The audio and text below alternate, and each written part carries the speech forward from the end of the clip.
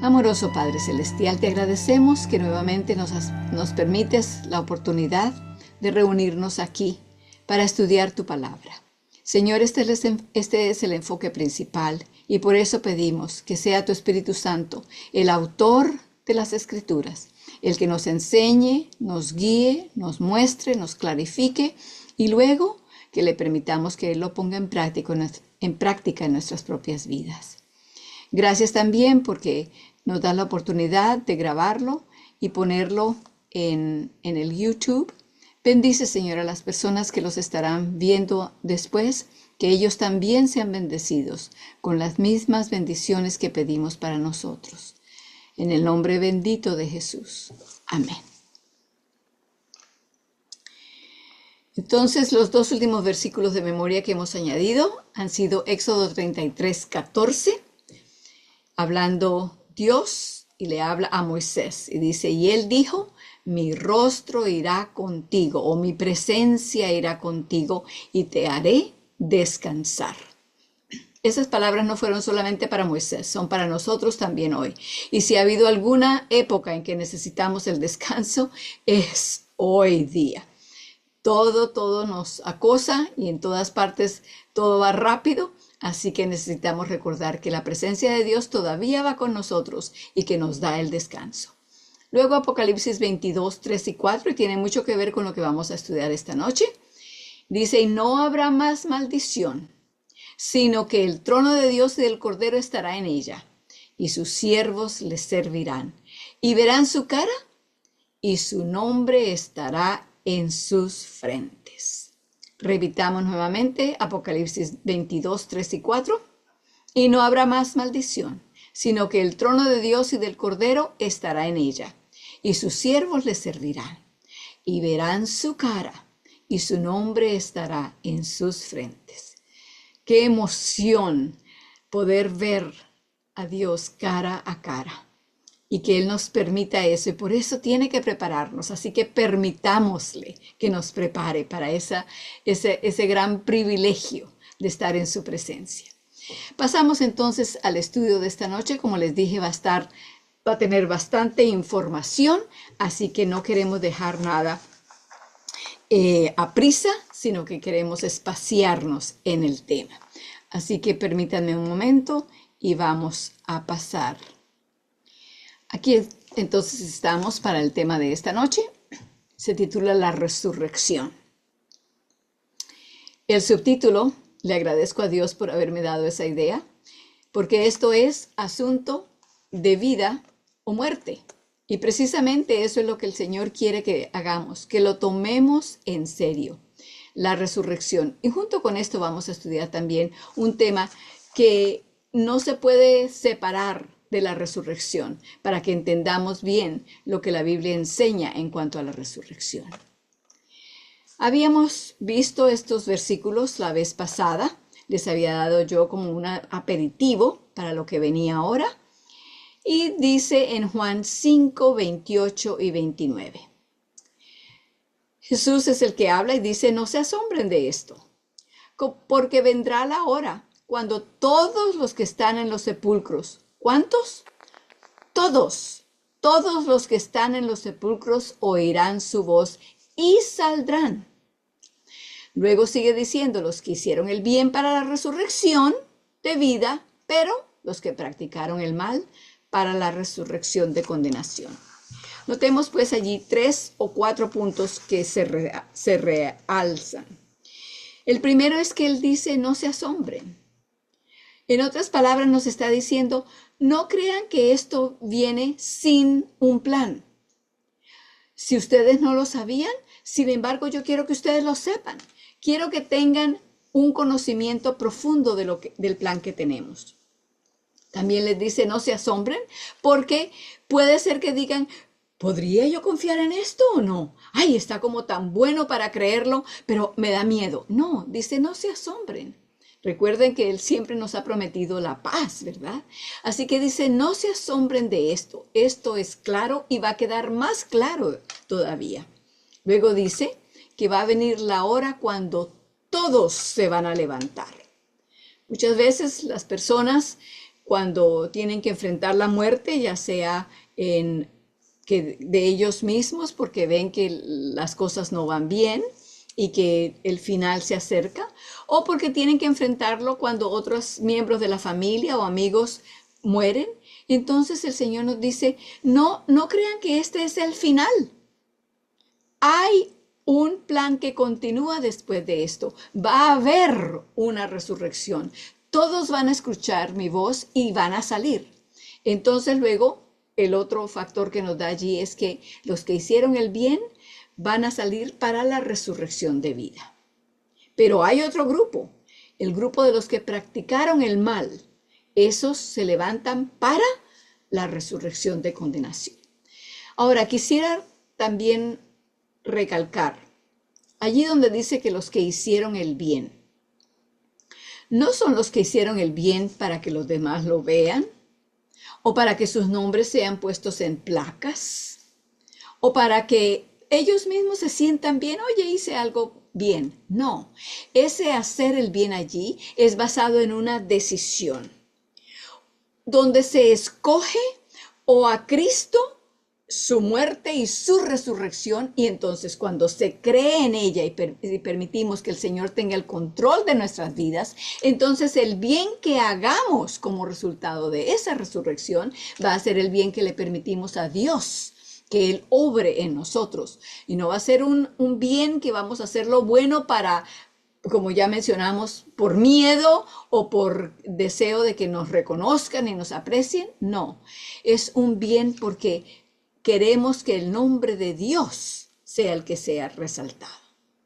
Luego, los que practicaron el mal, bueno, por consiguiente, también quiere decir que es basado en una decisión. Cuando la decisión se hace en contra de Dios, en contra de la muerte de Cristo, en contra de lo que Él ofrece como regalo, como don, la vida eterna, entonces esa decisión lleva como resultado de que lo que la persona haga, así sea lo bueno. Puede que la persona dé millones de dólares o del dinero que sea para ayudar a un hospital para niños. Si esa buena acción que a los ojos de la humanidad se ve, oye, qué bien está haciendo esa persona, pero si no se está haciendo basado en que el control de Dios se ha elegido para la vida de esa misma persona, entonces todo lo que haga simplemente van a ser cosas que está haciendo por sí mismo, para sí mismo, y no tienen ningún valor para la resurrección de vida, sino para la resurrección de condenación. Es fácil entender que si las personas han practicado el mal y no se han arrepentido, no han recibido el perdón de Dios, no han buscado que Dios les dé el perdón que necesitan para corregir su vida, entonces, por consiguiente, pues van a estar para la resurrección, pero para la de condenación, no para la de vida. Seguimos entonces con el siguiente dato. Como ya vimos la semana pasada, habíamos visto en 1 de Tesalonicenses 4, 15 y 16 que iba a haber una resurrección. Lo que este punto quiere enfocar es el hecho de que esa resurrección va a ocurrir cuando ocurra la segunda venida de Cristo, que fue lo que estudiamos las 2 últimas semanas en cuanto a su venida, que va a ser audible, que va a ser visible, etcétera, etcétera. Pueden regresar a los videos de esos estudios para que lo vean y lo estudien también, lo repasen. Leemos entonces en 1 de Tesalonicenses 4, 15 y 16. Dice, por lo cual os decimos esto en palabra del Señor, que nosotros que vivimos, que habremos quedado hasta la venida del Señor, o sea, los que estén vivos cuando el Señor regrese, no seremos delanteros a los que durmieron. En otras palabras, porque el hecho de que estamos vivos, vamos a subir primero al cielo, vamos a ascender con el Señor. Dice, no va a ser así. Vamos a subir, como dice luego en los siguientes versículos, dice en el 16, porque el mismo Señor con aclamación, con voz de arcángel, con trompeta de Dios, descenderá del cielo y los muertos en Cristo resucitarán primero. Allí se nos da pues una clave de que esa resurrección es primero, la resurrección de los que creen en Jesús, de los que reciben su muerte y su resurrección como el sacrificio que perdona sus pecados. Entonces ellos van a resucitar primero, o sea que la resurrección de vida es primero, antes de la resurrección de condenación. ¿Qué más sigue diciendo? En 1 Corintios 15, 51 y 52 se nos dice, he aquí os digo un misterio. Todos ciertamente no dormiremos, mas todos seremos transformados. ¿Cuándo? En un abrir de ojo, a la final trompeta, de lo mismo que se estaba hablando en 1 de Tesalonicenses, en la final trompeta, porque será tocada la trompeta y los muertos serán levantados sin corrupción y nosotros seremos transformados. Nuevamente esto se refiere a la primera resurrección, la resurrección de vida. Veamos entonces qué será lo que sucederá con los que no se levantan en la primera resurrección y los que estén vivos, pero que no sean hijos de Dios, no lo hayan escogido. ¿Qué va a suceder con ellos? Entonces, Apocalipsis 6, 15 al 17 nos demuestra allí, nos habla de lo que va a suceder ese día, cuando las personas vean venir a Cristo, pero no estén preparadas. Las personas que hayan rechazado a Cristo. Dice allí en Apocalipsis 6, 15 a 17. Y los reyes de la tierra, y los grandes, los ricos, los capitanes, los poderosos y todo siervo y todo libre. Noten allí que no es solamente esto para las personas que están en poder o que tienen dinero. No, eso no es lo que determina si van a estar listos o no. Porque dice que también los siervos y todo libre. ¿Qué van a hacer?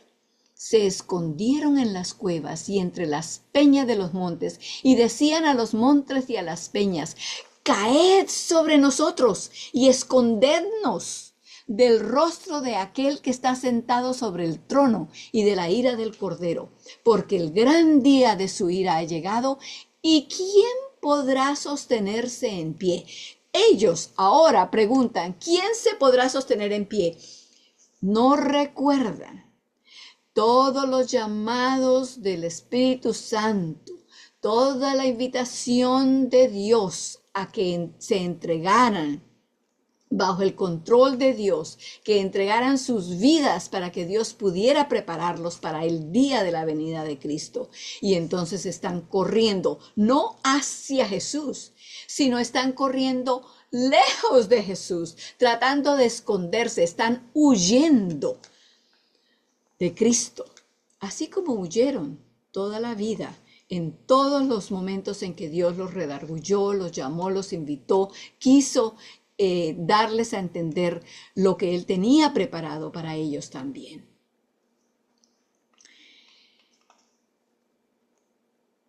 ¿Qué más dice la Biblia en cuanto a este grupo de personas?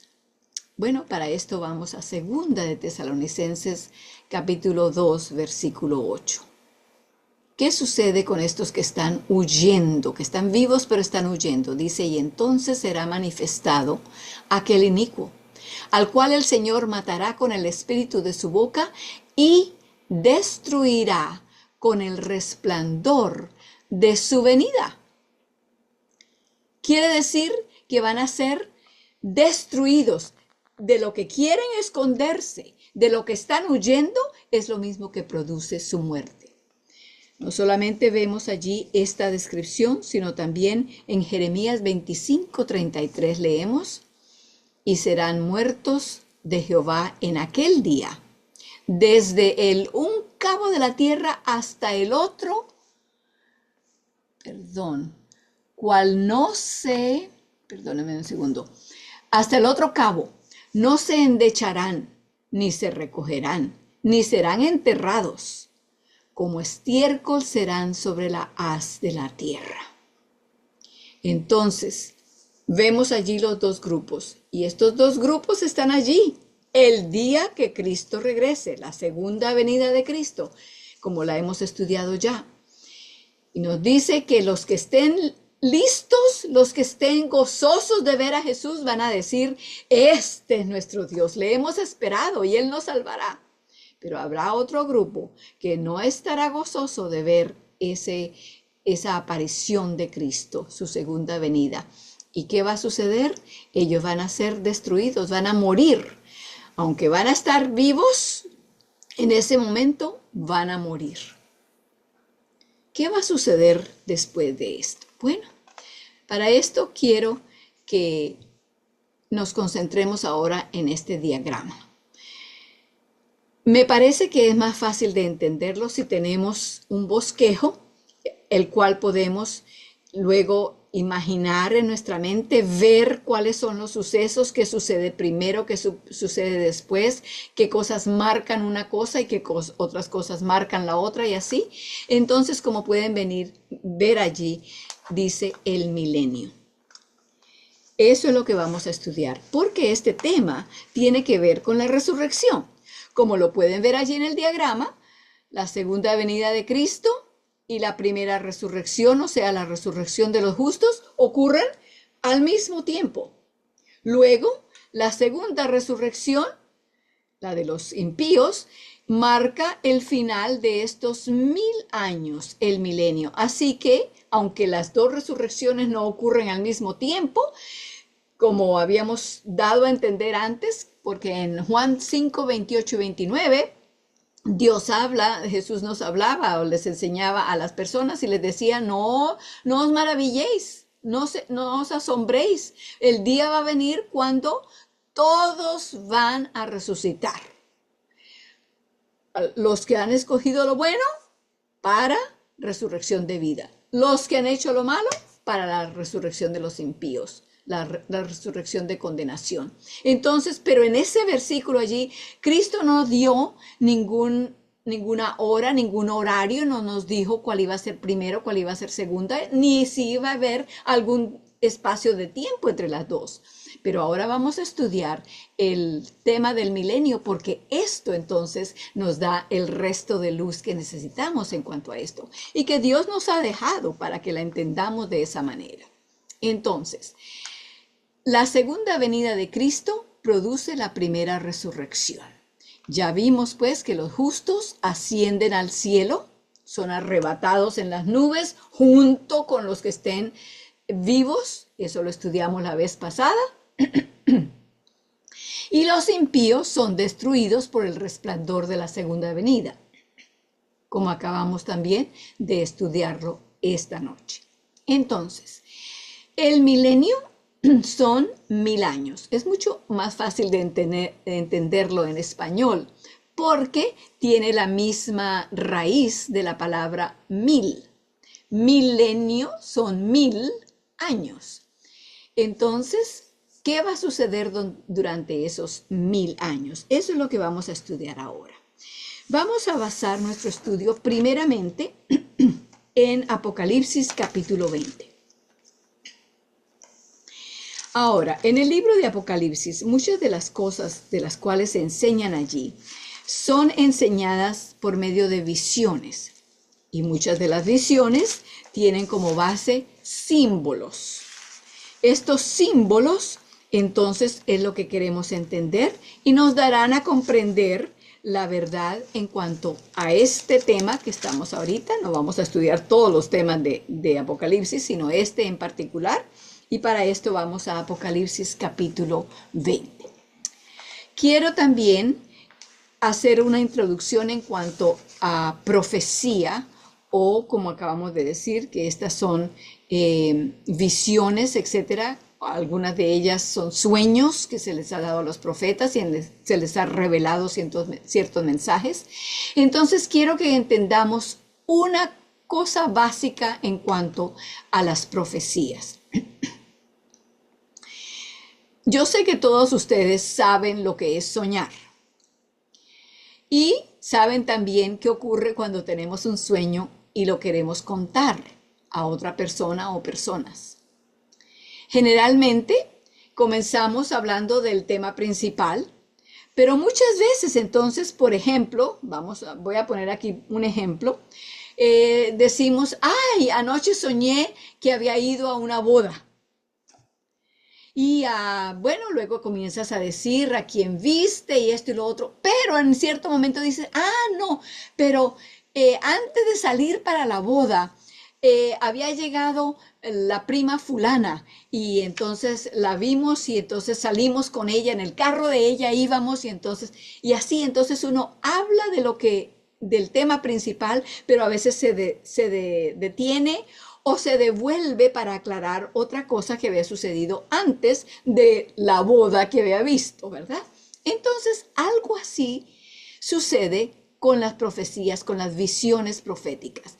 Y lo vamos a ver precisamente en el capítulo 20 de Apocalipsis, como esto es una de las cosas que suceden cuando se ve una visión. Entonces, la palabra milenio no ocurre en la Biblia, en ninguna parte, no se usa, no es parte del vocabulario. Pero los 1000 años, eso sí se encuentran y muy claritos. Por cierto, que en el capítulo que vamos a leer ahora, capítulo 20, ustedes van a encontrar la referencia a los 1000 años en 6 lugares. En el versículo 2, al final del versículo 2, dice 1000 años. Casi al final del versículo 3 también, hasta 1000 años. En el versículo 4, reinaron con Cristo 1000 años. En el versículo 5, que sean cumplidos 1000 años. En el versículo 6, la segunda muerte no tiene potestad, etcétera, y reinarán con él 1000 años.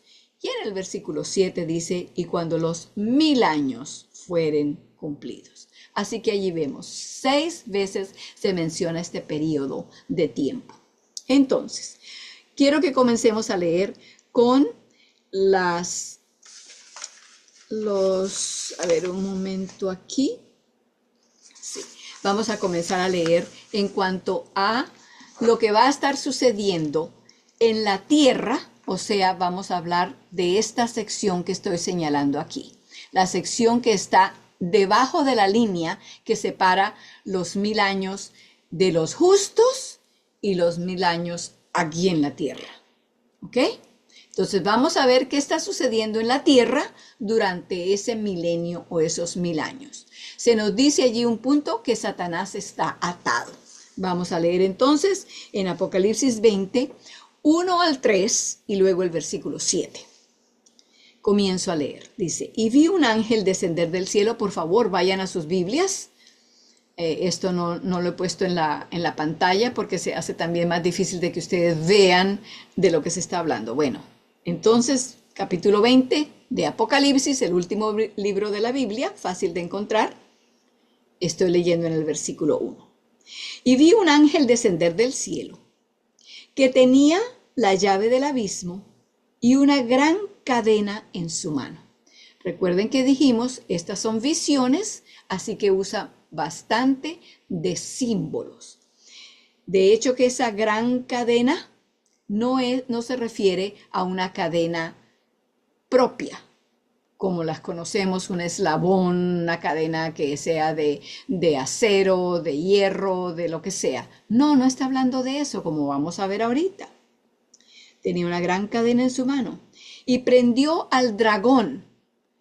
¿Qué es el dragón? ¿Qué representa el dragón?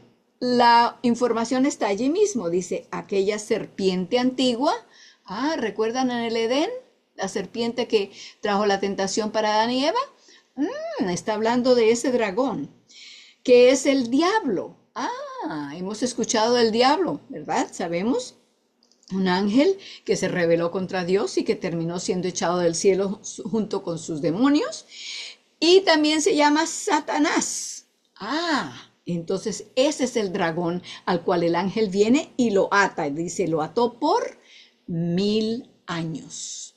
Así que al principio del milenio, ese ángel viene y amarra a Satanás. Seguimos leyendo en el versículo 3. Y lo arrojó al abismo y lo encerró y lo selló y selló sobre él, porque no engañe más a las naciones hasta que 1000 años sean cumplidos. Y después de esto es necesario que sea desatado un poco de tiempo. Entonces, aquí en el diagrama, durante este periodo de los 1000 años, Satanás está atado, no por una cadena real, sino por una cadena de circunstancias, podríamos decir, para entenderlo mejor. ¿Por qué esa cadena de circunstancias? Bueno, no es necesario que lo amarren, porque como estudiamos ahorita hace unos momentos, ¿dónde van a estar los justos? En el cielo. ¿Dónde van a estar los impíos? Muertos. No va a haber a nadie a quien tentar. No va a haber a nadie a quien causarle dolor, ni enfermedad, ni muerte, ni tempestades, ni huracanes, ni guerras. Nada, nada. Está amarrado por las circunstancias. No tiene que hacer. Todo lo que había estado haciendo anteriormente, antes de la venida de Cristo, no lo puede seguir haciendo ahora. No puede causar maldades, ni peligros, ni situaciones horribles en el mundo. Seguimos leyendo entonces ahora en el versículo 7. Dice, y cuando los 1000 años fueron cumplidos, Satanás será suelto de su prisión. Así que va a estar amarrado por las circunstancias, en el hecho de que no puede engañar a nadie, no puede hacer ninguna maldad, ni causar ninguna tempestad, ni guerra, ni temblor, ni ninguna de esas cosas que ahora todavía puede producir. Todo ese tiempo va a tener para pensar y ver el resultado de todo lo que hizo al pecar contra Dios. Va a ver el resultado de levantarse contra el Dios Todopoderoso y causar que otros lo siguieran. Bueno, allí van a estar los ángeles que fueron echados con él también, sus demonios, ¿verdad? Y así van a estar hasta el final de los 1000 años, cuando será Satanás desatado. Y decía allí al final del versículo 3 que por un poco de tiempo. No se nos dice qué tan largo es el tiempo, solamente lo determina como un poco de tiempo, una temporada o un periodo corto, lo llaman, en inglés lo llaman a little season, un corto periodo de tiempo, una temporada corta. Entonces, eso es lo que va a estar sucediendo con Satanás. Y ya leímos pues allí en Apocalipsis 21 al 3 y 7. Seguimos ahora a ver qué va a suceder con los impíos y la tierra durante este tiempo. Ya se nos dio ciertos puntos que nos hacen entender, pero vamos entonces a leer en Jeremías. Este sí lo tengo en la pantalla, pero por favor escríbanlo para que sepan dónde está o búsquenlos en su propia Biblia, en Jeremías 4, 23 al 26. Esto nos va a hablar en cuanto a los impíos que no están vivos en ninguna parte y que la tierra está vacía de toda vida humana. Vamos a ver qué se nos dice entonces en yo me regresé en vez de seguir adelante. Ahora sí, Jeremías 4, 23 al 26. Y dice, miré la tierra, y he aquí que estaba asolada y vacía, y los cielos, y no había en ellos luz. Miré los montes, y aquí que temblaban, y todos los collados fueron destruidos. Miré, y no parecía hombre, y todas las aves del cielo se habían ido. Miré, y he aquí el Carmelo es un monte, el Carmelo desierto, y todas sus ciudades eran asoladas a la presencia de Jehová, a la presencia del furor de su ira. Como pueden darse cuenta entonces, nuevamente un cuadro, podemos imaginarnos ese cuadro donde no hay actividad ninguna. Todo está vacío, la tierra está asolada, no hay gente, no hay acción, no hay trabajo, no hay ida y venida, no hay nada. En otro capítulo, en el de Isaías 24, 1 al 3, Isaías está antes de Jeremías. 24, 1 al 3 dice, y he aquí que Jehová vacía la tierra y la desnuda y trastorna su haz y hace esparcir sus moradores. Y será como el pueblo, tal el sacerdote, como el siervo, tal su señor, como la criada, tal su señora, tal el que compra como el que vende, tal el que da en prestado como el que toma prestado, tal el que da al ogro como el que lo recibe. Del todo será vaciada la tierra y enteramente saqueada, porque Jehová ha pronunciado esta palabra. En el versículo 2, allí donde menciona que será tal para este o para el otro, allí nos muestra que si no van a estar en el grupo de los justos que van a ascender al cielo, no es por la capa social en la que están o por la profesión que tienen o no tienen, no. Tal como el pueblo, así mismo el sacerdote. Al siervo le va a pasar lo mismo que a su señor, a la criada lo mismo que a la señora, a cualquiera que no haya hecho esa decisión de permitir que Cristo sea su Señor, que sea el dueño de su vida y que los rescate y nos prepare para la venida de Cristo. Entonces, ¿qué actividades habrá para los justos? Como vemos allí, ahí está la tierra nuevamente desolada, un buen cuadro para entender eso. Y ahora regresamos al milenio y vamos a hablar de los justos. O sea, ya terminamos de ver qué es lo que está sucediendo aquí. Satanás no tiene a nadie para engañar ni para causar problemas. Y los impíos están todos muertos, no están vivos en ninguna parte. La tierra está vacía. ¿Qué están haciendo los justos? Bueno, los justos están en el cielo. ¿Qué están haciendo allá? ¿Qué actividad tienen? Para esto vamos a ir a Apocalipsis. Así que abran sus Biblias. Apocalipsis 20. Vamos a regresar allá otra vez. Y vamos a leer los versículos 4 y 6. Después de que él había dicho de que el dragón había sido amarrado, etcétera, atado, dice, y vi tronos y se sentaron sobre ellos, y les fue dado juicio. Y vi las almas de los degollados por el testimonio de Jesús, quiere decir que vio las vidas, vio las personas de los que habían sido degollados, ya no están muertos, fueron degollados, fueron perseguidos, fueron matados por seguir al Señor, pero no están muertos ya, están en el cielo, ya no están en sus tumbas. Las almas de aquellos que fueron degollados por el testimonio de Jesús y por la palabra de Dios y que no habían adorado a la bestia. La bestia es un sistema, una institución que está contra Dios. Así que no estaban dentro del grupo de ese sistema que está en contra de Dios, sino que seguimos leyendo allí, no habían adorado a la bestia ni a su imagen y que no recibieron la señal en sus frentes ni en sus manos. ¿Y qué hicieron en lugar de esto?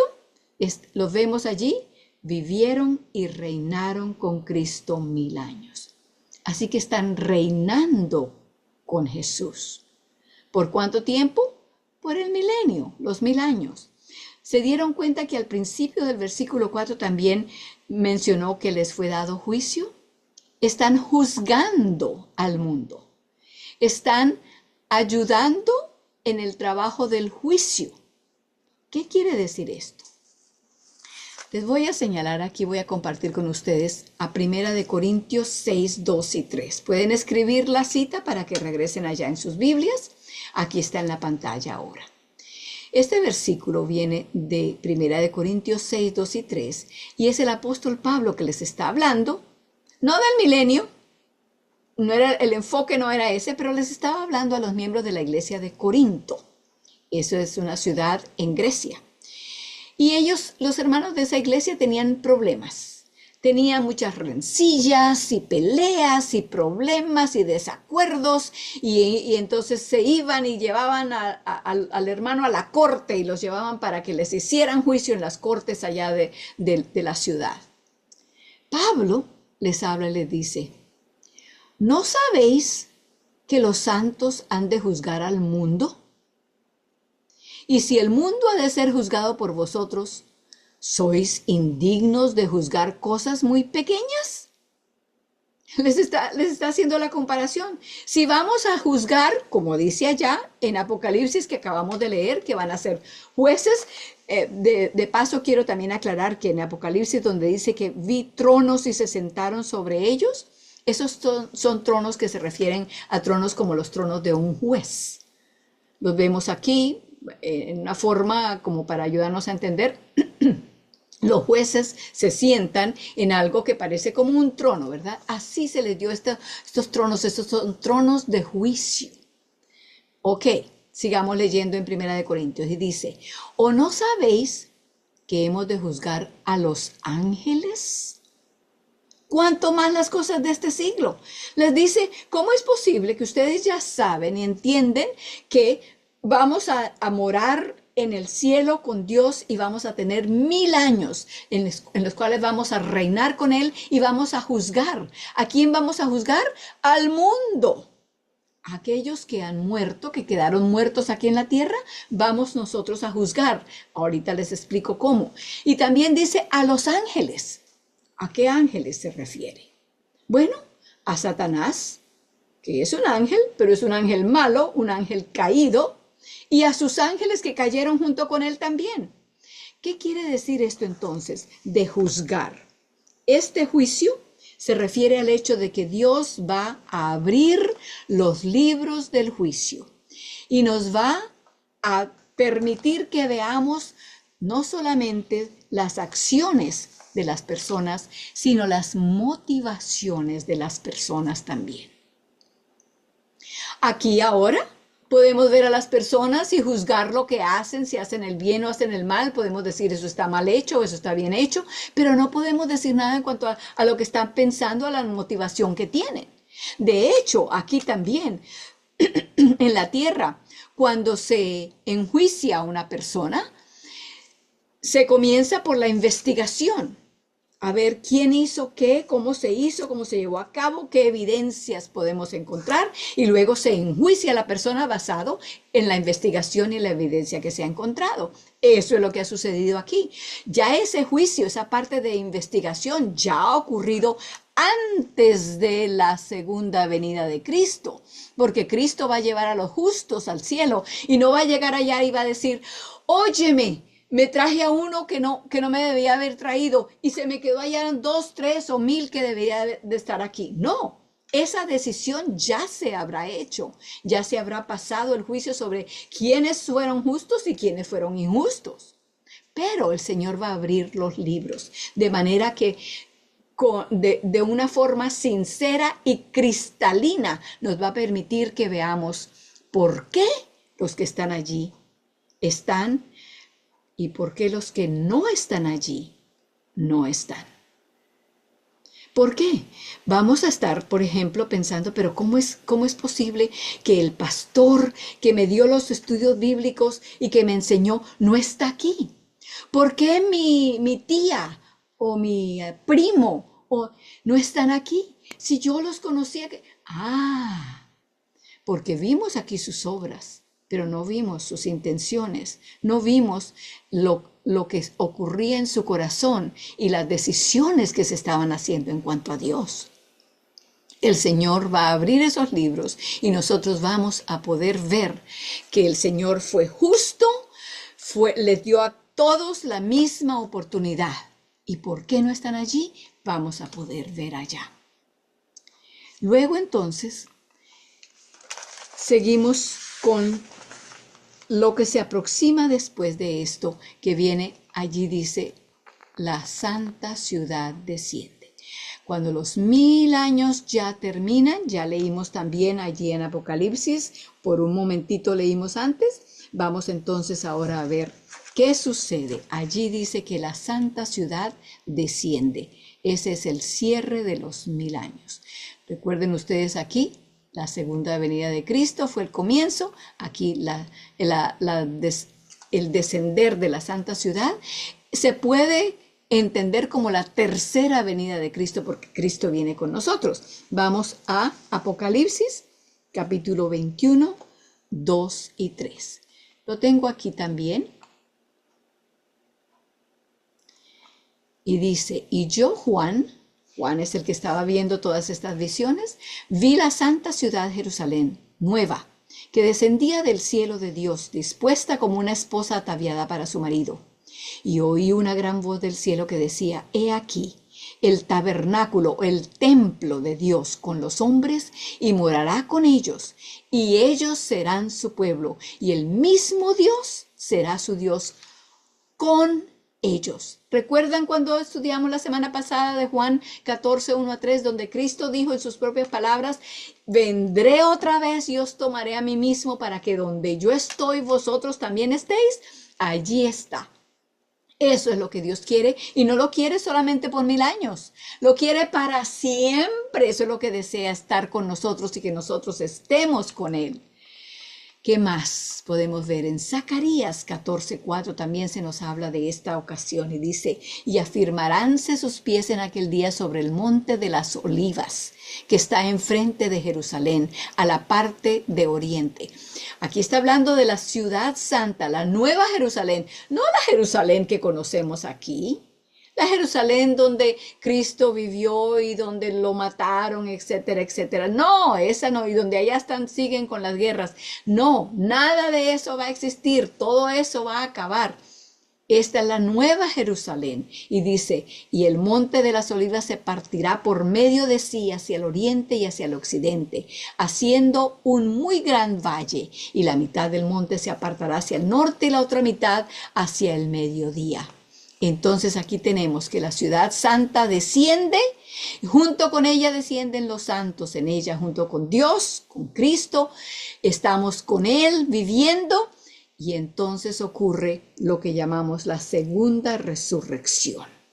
Regresamos a Apocalipsis 20 en sus Biblias, por favor. El versículo 5 dice, mas los otros muertos, los que no se levantaron en la primera resurrección, ¿verdad? Los otros muertos, junto con los que murieron con la venida, con el resplandor de la venida de Cristo, ¿verdad? Dice, los otros muertos no tornaron a vivir o no volvieron a vivir hasta que sean cumplidos, ¿cuántos?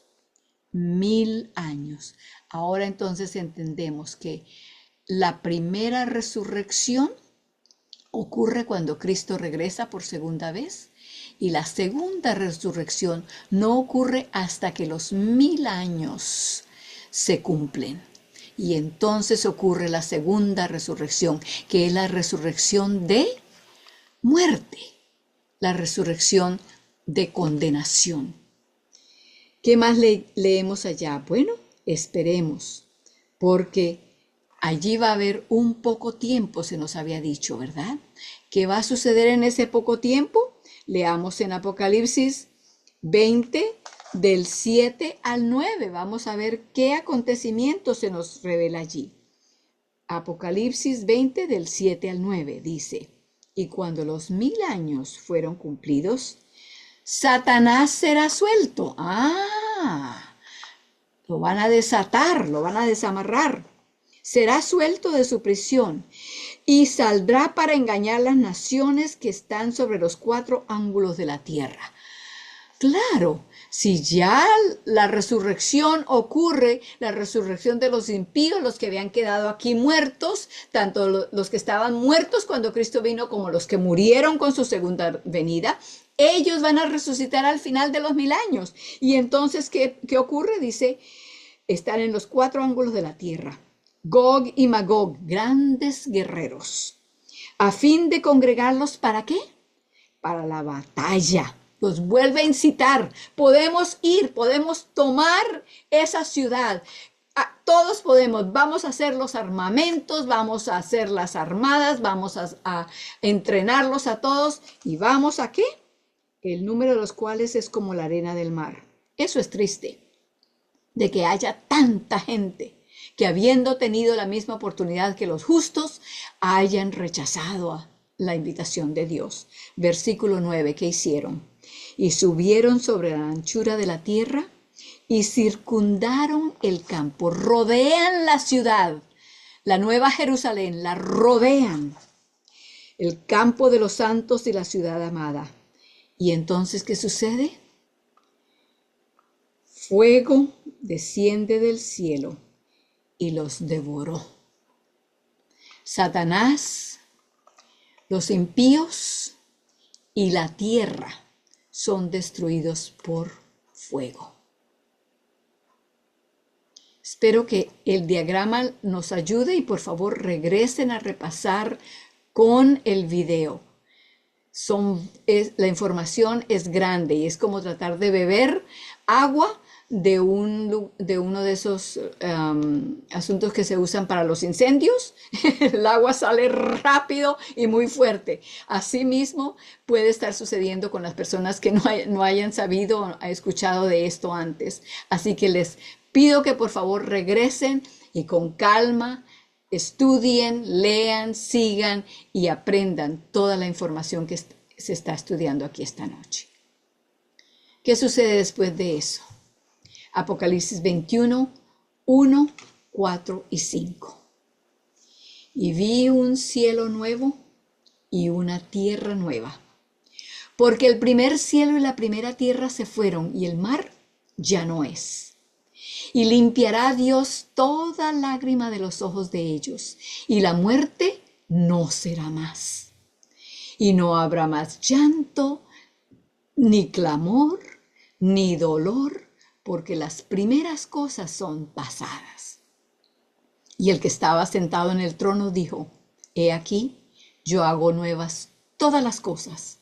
Y me dijo: Escribe, porque estas palabras son fieles y verdaderas. En otras palabras, pueden contar con esto. No va a haber espera ni demora. Esto va a suceder porque va a suceder. Ustedes pueden contarlo como un hecho.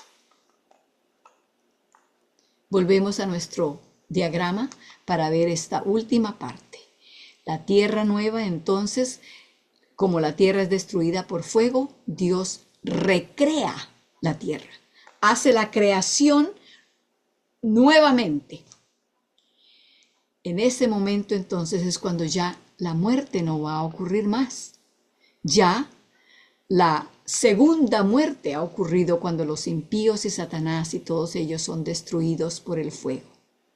Por eso ya no hay más lágrimas. Nunca más va a haber muerte. No va a haber clamor ni dolor porque las primeras cosas son pasadas.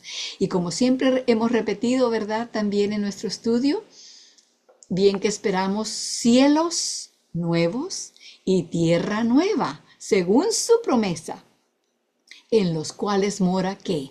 No la impiedad, la injusticia, no, sino mora la justicia. Quiero que vayamos en nuestras Biblias a un lugar donde se nos pinta algo de lo que podemos esperar para esa tierra nueva. Con esto vamos a cerrar. En el libro de Isaías, nuevamente, esta vez el capítulo 65. Isaías, capítulo 65. Vamos a leer los versículos 17 al 19. Isaías 65, 17 al 19. Algunos de las cosas que podemos esperar, se nos dan algunos vistazos. Versículo 17 comienzo a leer: porque he aquí que yo crío nuevos cielos y nueva tierra. Ahí está lo que estábamos leyendo. Y de lo primero no habrá memoria. Acabamos de leer también eso en Apocalipsis. Ni más vendrá al pensamiento. Mas os gozaréis y os alegraréis por siglo de siglo en las cosas que yo crío. Porque he aquí que yo crío a Jerusalén alegría y a su pueblo gozo. Y alegraréme con Jerusalén, la nueva Jerusalén, claro, está hablando aquí, y gozaréme con mi pueblo. Y nunca más se oirá en ella voz de lloro ni voz de clamor. Ahora vamos del versículo 21 al 22. Y edificarán casas y morarán en ellas. Plantarán viñas y comerán el fruto de ellas. No edificarán y otro morará. No plantarán y otro comerá. Porque según los días de los árboles serán los días de mi pueblo, y mis escogidos perpetuarán las obras de sus manos. Versículo 25 ahora. El lobo y el cordero serán apacentados juntos, y el león comerá paja como el buey. No van a comerse unos a otros tampoco, ¿verdad? Y la serpiente, el polvo será su comida. No afligirán ni harán mal en todo mi santo monte, dijo Jehová. Qué cuadro tan precioso el que nos pinta allí. Y no es solamente para nuestra imaginación, es la realidad. Porque en realidad no podemos ni imaginarnos lo que Dios tiene para nosotros. Como dice en otra parte de la Biblia, ni ojo ha visto ni oído ha escuchado las cosas que Dios tiene preparadas para nosotros. Todo lo más grandioso que nos podamos imaginar se queda en nada comparado con la realidad de lo que aquello será. Lo que debemos sacar de esto es, para ahora, porque de esa parte se encarga Dios, pero para nosotros nuestro deber es entregarnos a Él, decirle que sí, permitirle que nos prepare para eso, para que no vayamos a estar en el grupo de los que huyen cuando Él venga, tratando de esconderse, no quieren ni mirarlo, no pueden ni mirarlo y son destruidos, para ser levantados en la segunda resurrección, donde solamente recibirán la segunda muerte, de la cual no hay resurrección. Son destruidos para siempre. Espero que estas cosas no sea que nos causen miedo, sino que nos hagan reflexionar y que permitamos que el Espíritu Santo entre en nuestros corazones, que abramos nuestros corazones de par en par, para que Él sea el que nos guíe, nos dirija, nos enseñe y nos ayude a seguir lo que Él nos enseña, porque Él es el único que puede hacerlo en nosotros. Entonces les invito para que nos postremos de rodillas para orar.